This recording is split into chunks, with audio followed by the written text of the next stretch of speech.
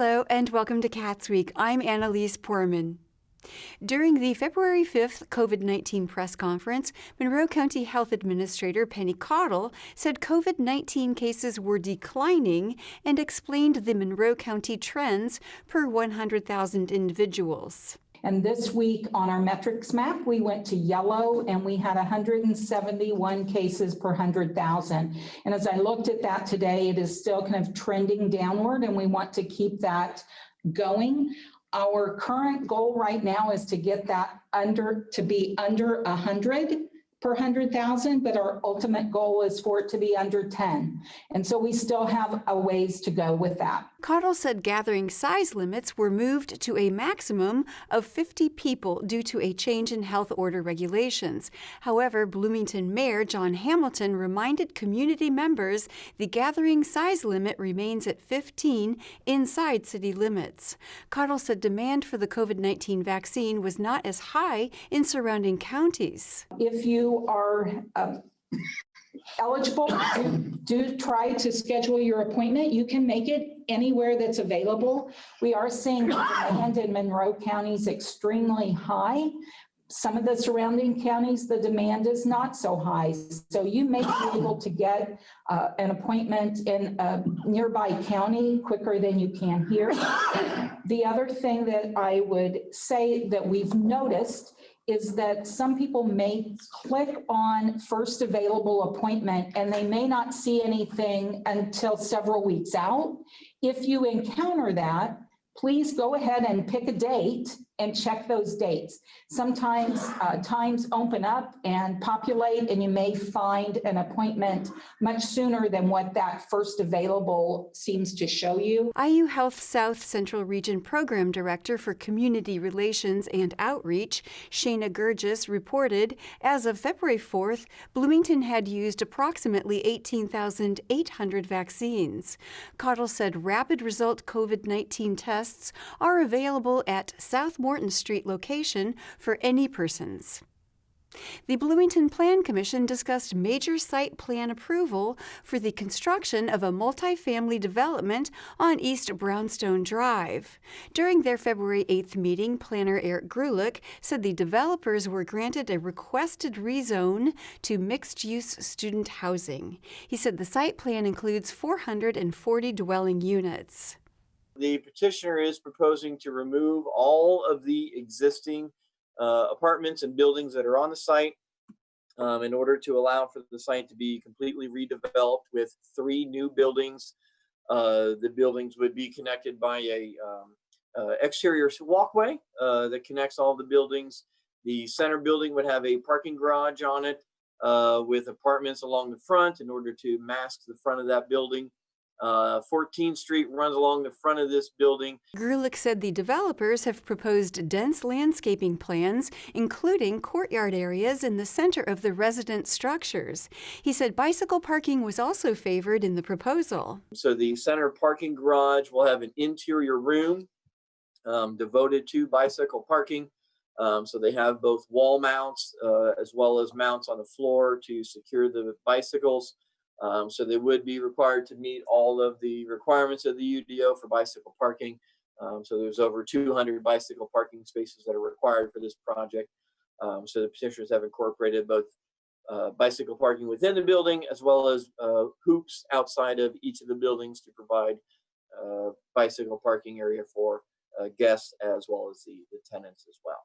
Developer Aaron Stange said the building would be certified a Silver National Green Building and would devote 15% of their bedrooms to affordable and workforce housing. The Plan Commission unanimously approved the site plan. Richland Bean Blossom School Corporation Superintendent Jerry Sanders and teacher Jamie Miller gave a presentation of the Ready Schools initiative to the Ellettsville Town Council during their February 8th meeting. Miller said the program prepared students for careers. So a big part of Ready Schools is aligning each of our schools so that the work that we're doing to prepare our students for post-graduation success, whether that's in the form of a career or college readiness, that's truly happening as early as preschool, kindergarten, first grade. The skills that we're building in our graduates isn't something that just happens once students get to high school, but we're really building out a progression of skills from each of our schools, beginning at the very beginning, at the early childhood centers. Miller said their program prepares students for careers with high employment rates and mentioned the core tenets of their Ready Schools program. That all students, as a result of this program, would be engaged in a relevant pathway to success, that we can ensure that every student is graduating high school either prepared for a post-secondary program, again, a 4-year, 2-year program, trade school, anything like that, or they're prepared to enter a career.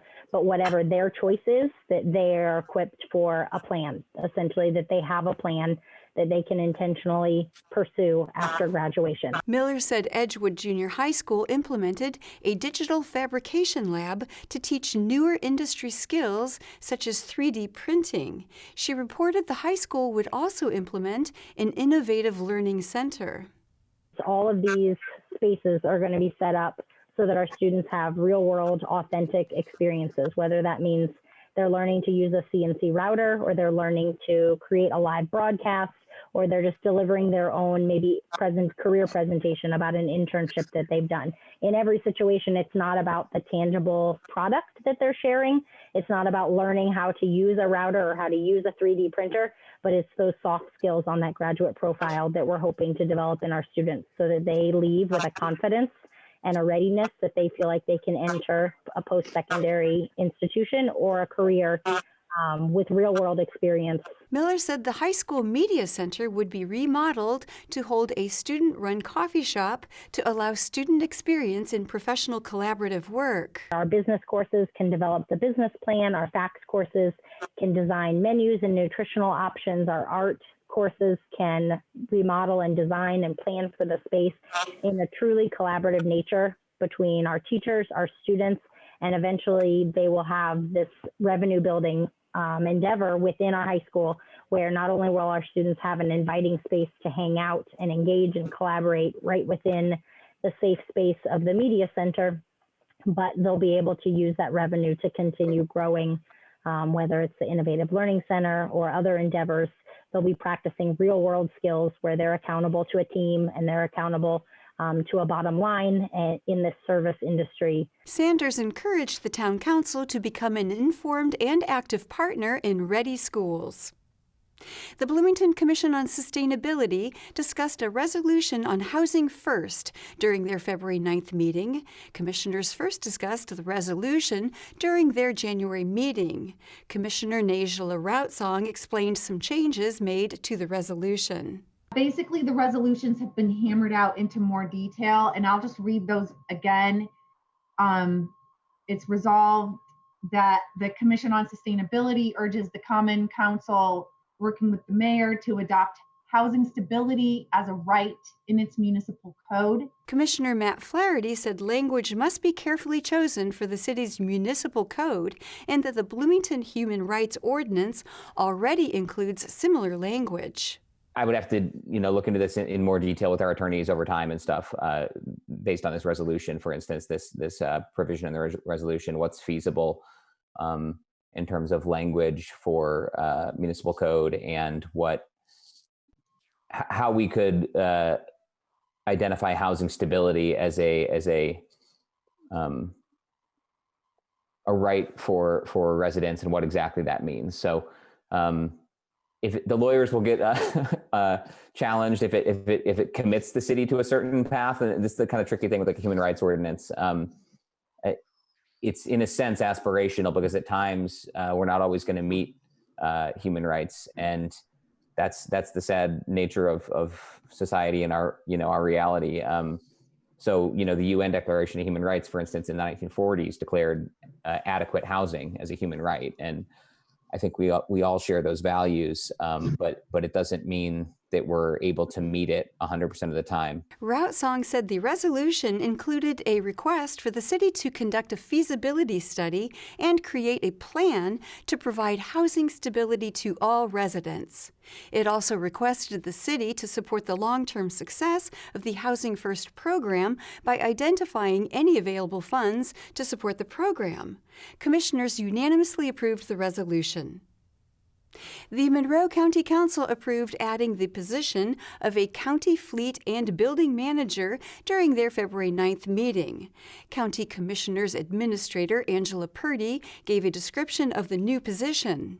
This position would be responsible for ensuring the workload is handled by our current staff. They're going to maintain inventory of all of our non-highway fleet vehicles, including the sheriff.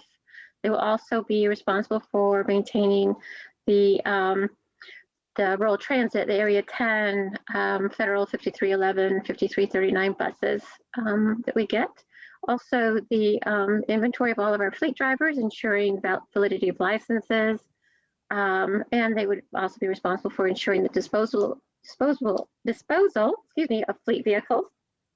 And they're going to be responsible for ensuring that our buildings, as I said at the beginning, are properly maintained and are proactively maintained.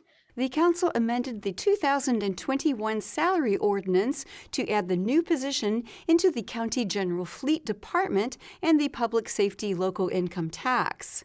Purdy said previously approved funds in the 2021 budget could be used toward the position's salary. Also during the council meeting, Prosecutor Erica Oliphant proposed an appropriation to support health and justice research.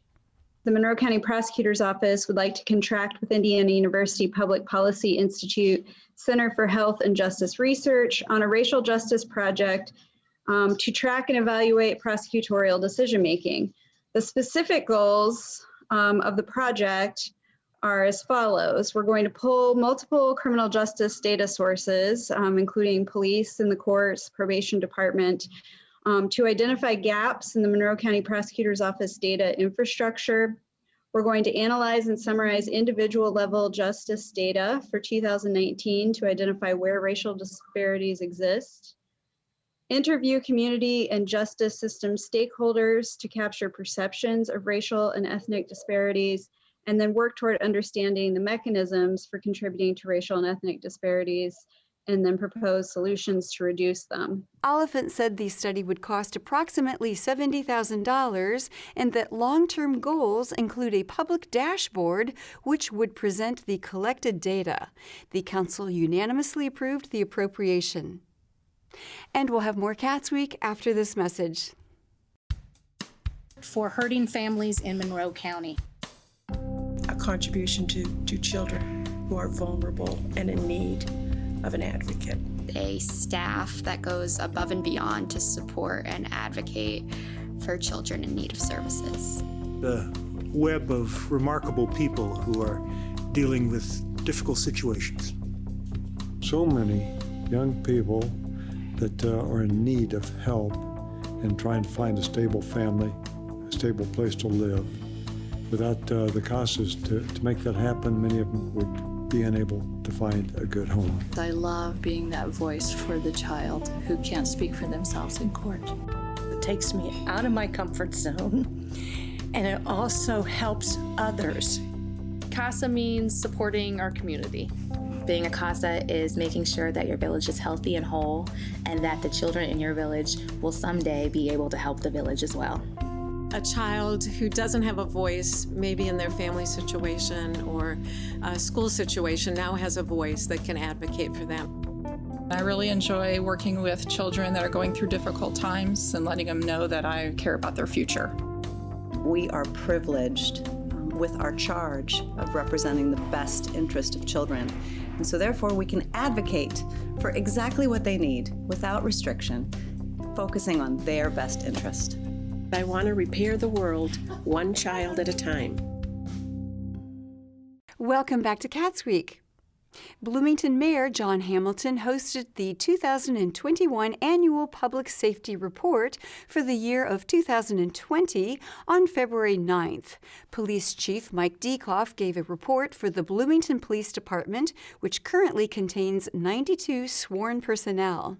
In 2020, we conducted 8,943 hours of in-service training. That's over 3.5 times what is required by the state of Indiana. Most of this training was conducted online and through self-study methods. We did very little in-person training because of the COVID pandemic. You can see on the right of the screen are some of the topics of instruction: mental health first aid, de-escalation. There was a lot of de-escalation and anti-bias training that we conducted this year, and we do that regularly every year. Dekoff said due to COVID-19, overtime costs were also down by almost $200,000 in 2020. He reported a decrease in all categories of crimes against persons except homicides. Unfortunately, our homicides, though, were way up in 2020. We had 5 homicide cases with 7 deaths compared to 2019, where we only had 2. Dekoff described an increase in reported burglaries from approximately 350 to 390. He said locally, gun use in crimes saw a 52% increase. 4 out of the 5 homicide cases that we have involved the use of a firearm. 41 cases that we took documented single and or multiple guns that were stolen in 20, for a total of 77 guns that were stolen in Bloomington last year. Gun violence across the country continues to rise, and we are also seeing that locally as well. Dekoff reported an approximately 15% decrease in aggravated assaults. He reported a major increase of client interactions for the police social worker and discussed plans to expand the social worker program. We are adding 2 additional social workers in 2021 to bring the total to 3. That program is beneficial because it's also taking people that may not need a police officer but need some kind of services, and having a social worker reach out to them to try to resolve what issues they might have so they don't have those interactions with officers anymore. Director of Community and Family Resources Beverly Callender Anderson spoke about support provided to unhoused residents during 2020 and an increased need for a new shelter. As the winter was approaching, that there were a number of women experiencing homelessness with nowhere to turn. So the city and county partnered to financially support the reopening of the women's shelter at Wheeler Mission. They opened in November and are able to provide socially distanced space for 40 women, in addition to the space that they were already providing in their men's shelter. Our regular meetings also revealed a need for a residential space for people who were at high risk of contracting COVID if they were in a communal space because of age, disability, or pre-existing medical conditions. So the staff at the Safe Recovery site worked with FSSA to expand their space to accommodate many of these individuals. Callender Anderson said new hope for families and Beacon provided shelter space. Fire Chief Jason Moore reported 102 full-time operations employees, 2 full-time trainers, 2 full-time prevention, and 4 administrative personnel are employed by Bloomington Fire Department. He said approximately 6% of the employees are female. Moore reported no fire fatalities in 2020. For 4 years straight, we've had 0 fire fatalities. That includes, we had 1 additional save in 2020. But if you can see the trending line, that even though we have a slight uptick, we are still well below our numbers, and we continue to expect those numbers to go down. I also want to point out something is that if you look at previous years, there's a lot of spikes that go up and down. And what we've been trying to do is really manage the causes of these issues so that we get not so much of a spike and it becomes a steady decline on total fire calls, but also, saving people obviously reduces the number of fire fatalities. Moore said BFD's average response time for 2020 was 3 minutes and 39 seconds, and that there was a decrease in total calls. Planner Ryan Roebling proposed a rezone request for a development on East 3rd Street and State Road 446 to the Bloomington City Council Land Use Committee.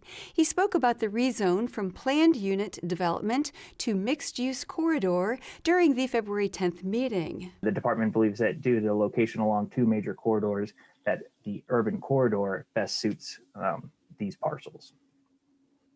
The urban corridor has intense goals and features, including transforming urban corridor areas from strip retail to more urban and mixed-use designs, integrating multifamily residential uses into existing commercial areas. Uses should take advantage of the proximity to other land uses and urban services. The area should incorporate a mixture of uses and seek to increase density or activity, excuse me. Buildings within the district should be developed with a minimal street setback, parking located behind buildings, and an emphasis on minimizing pedestrian obstacles. The area is suited for higher density residential and commercial uses and should allow for taller building heights. Roebling said the proposed development has one mixed-use building, 3 multifamily residential buildings, and a self-service storage area.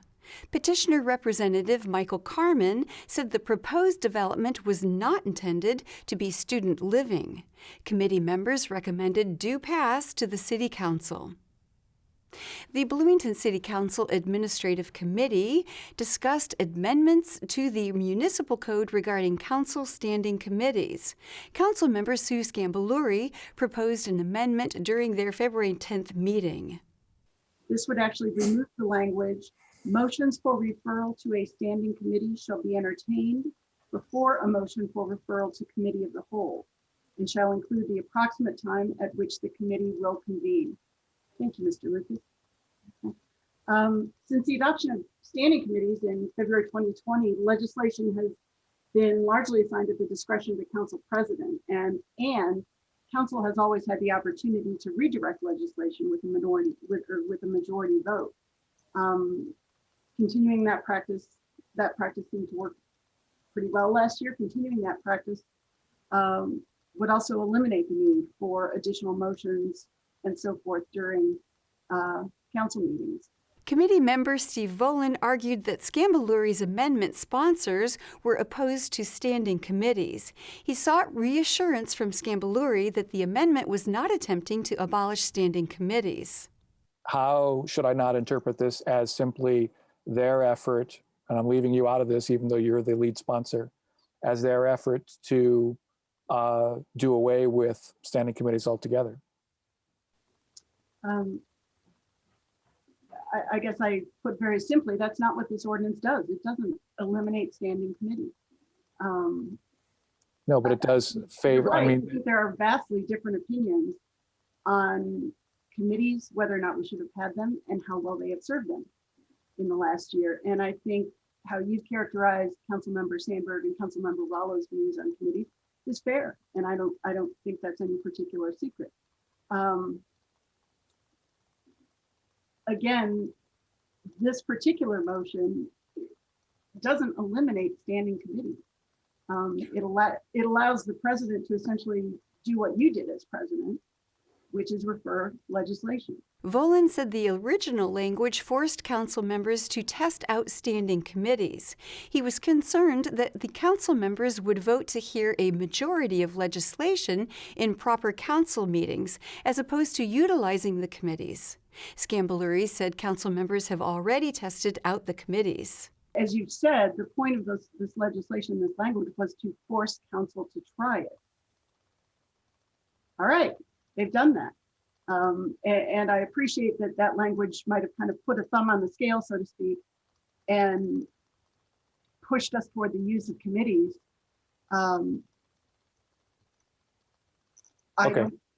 It's not necessary anymore. Committees are, no, they're not a year old yet, but they are old enough, and we have sent enough legislation to them for council members to have legitimate opinions on whether or not it's useful or not. Volan said the original language avoided competitive motions. The amendment failed, with Scambaluri being the only vote in favor. The Monroe County Commissioners approved an agreement to support the Beacon Winter Shelter for $20,000. Attorney Jeff Cockerell spoke about the agreement during their February 10th meeting. At a previous meeting, we had indicated that the county commissioners were interested in providing funding for this winter shelter in the amount of $20,000. This grant agreement does that. It provides the reporting guidelines for Beacon to kind of show how they spent the money and gives kind of the nuts and bolts of how that reporting will go. Again, this is for the expansion of the ability to house people experiencing homelessness during the COVID emergency. Commissioner Penny Githens said the shelter operated at maximum capacity within the opening week. Commissioner Julie Thomas said the monetary support would be provided by Coronavirus Aid Relief and Economic Security Act grant funds.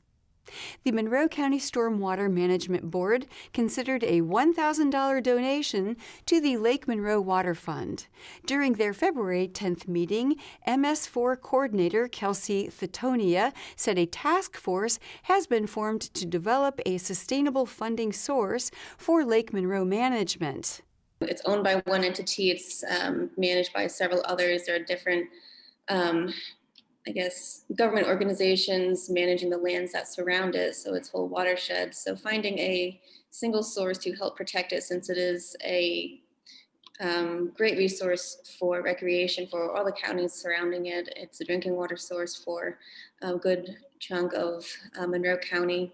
Task Force member Jane Martin said the donation would initiate a roundup program for residents to round up monetary amounts for donation. We want this roundup program, rounding up the bills or making a one-time or a recurring donation, and the expenses of partnering with the big institutions in town to get them to co-promote the roundup for the water bill. And we're hoping that if we can have a successful campaign, that campaign costs $4,200. It's the least expensive we can do to really get the ball rolling. And then we may be able to hire an executive director by late fall of this year. Martin said the task force has received 501c3 nonprofit status. She said Lake Monroe was built to be a 100-year lake and needs preservation work. The commissioners continued the request until their March 10th meeting. And that is all for CATSweek. Thank you for joining us. For CATS and WFHB, I'm Annalise Poorman.